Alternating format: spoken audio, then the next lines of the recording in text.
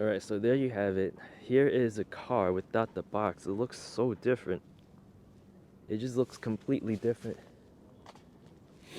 And here is the Volvo with, I'm out of breath.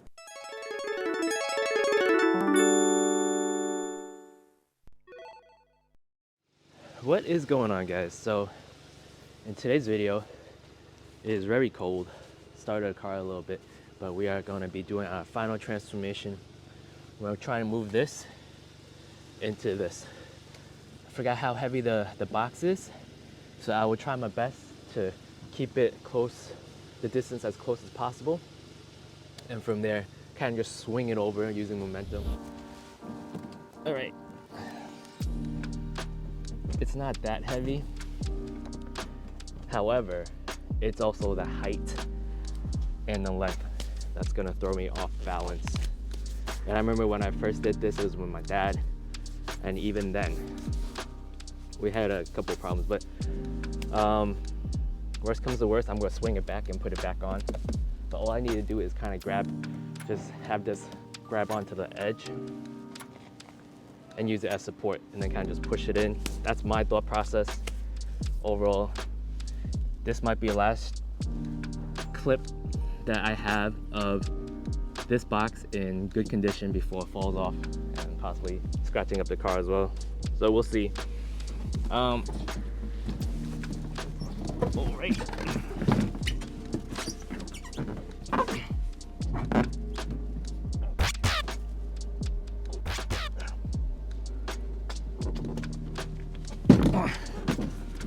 Oh, great success. Ooh, I'm happy.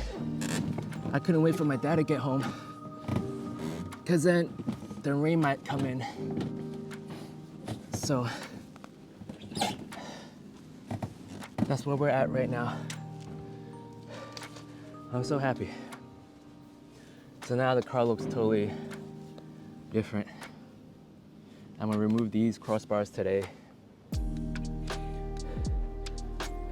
And that's it. Looks good. It looks good. Wow, Lý Sọ. Dung Sơ,我啱想喊你磅啫，我唔知你喺度。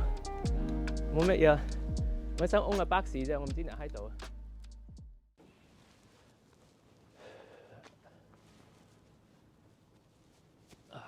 Alright guys, what do you think? Alright, so for those who are new to this channel or new to the box itself, I was thinking, hey, maybe people are interested in having this box in the XC60, so I'm going to elaborate a little bit more on the box. So here's a key function. You can't take the key out unless all three clips are clipped on safely or secured safely. Then you could go and remove the key. But what I like about this box is how easy it is to attach or secure the cargo box in itself. So right here we have the 4 mechanisms you can see from over there. Basically we attach it to all 4 sides and try to get it as symmetrical as possible from my understanding. And then from there just make sure you have clearance if you have a hatch, so that it doesn't hit the rear end of the cargo box.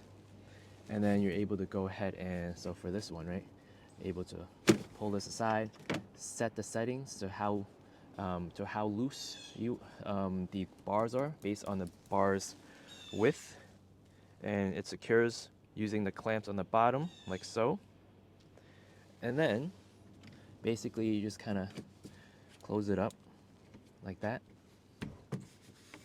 Then you have tie down points right here. They include a few straps to tie down whatever you have. Most commonly, these are used. You could use them for like just regular daily activities, or even going skiing, a couple skis, snowboards.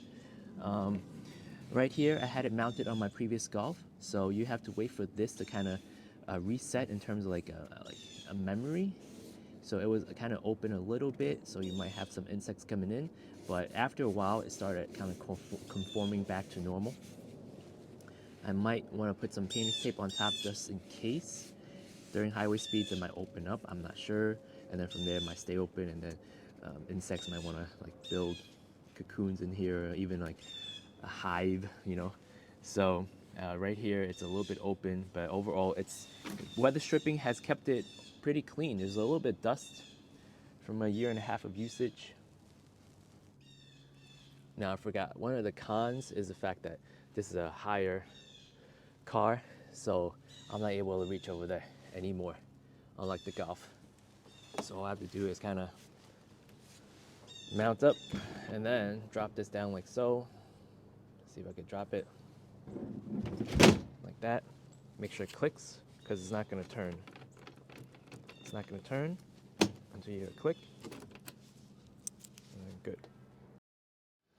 Alright guys, so here is a look at the box on top of the car. I think the gloss matches, especially with the gloss black surround. I think it will match completely with the 2020s, where the mirror caps are blacked out, where the silver trim, the satin chrome trim, is blacked out. But it looks pretty good. Here you have the front end of the car, and the box sticks out just a little bit over here.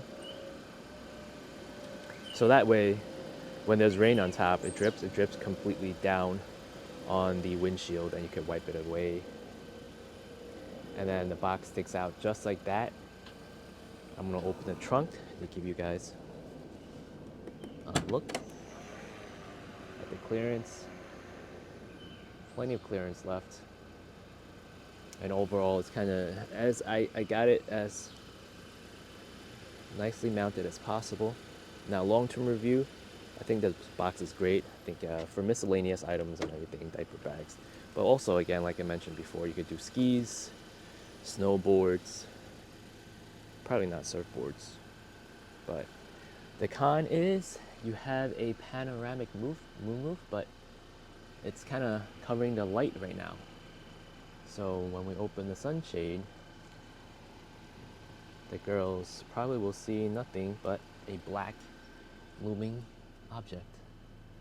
But overall, as you can see from here, I wasn't able to show you guys this on the Golf, but you can see a lot of these ridges. I think it helps improve the aerodynamics when the wind travels under, probably. And even in general, the overall design is like a missile shape, torpedo shape. Hopefully it doesn't create much wind noise here. I'll have to go ahead and check back. But for now, this is a new home. It does increase the overall height, so you have to be careful about underground garages. Now, ceramic coating, I left it on. It's about a year and a half since I've done it, rounding up, and it's held all pretty good, I think. The gloss coat is still there. Bird poop sprays off just like that, but it doesn't prevent scratches, because you do see fine micro scratches. You can't see it on camera, but when you're up close, you can. But overall, I think it helped a lot with the long-term longevity of it. The good thing about it is rain can't get in, so rain drips down. It can't get in here. The memory, the weather stripping here, it kind of conforms back to its original shape, and I'll put in some clips to show you what I mean. But after a while, the exact positioning for the Mark 7 Golf and these crossbars are different. So you have a little bit of opening there that I'm afraid might have insects go in and create, like, I don't know, like hives or something, nests. But I think slowly it's kind of conforming back to normal. Another thing is, this is like fake chrome plated, so you have to be really careful when it snows. So you have to go ahead and immediately rinse it off, spray it down, or else it's going to end up looking kind of like this. It'll kind of corrode the plating. So that's a negative. But overall, I do like it.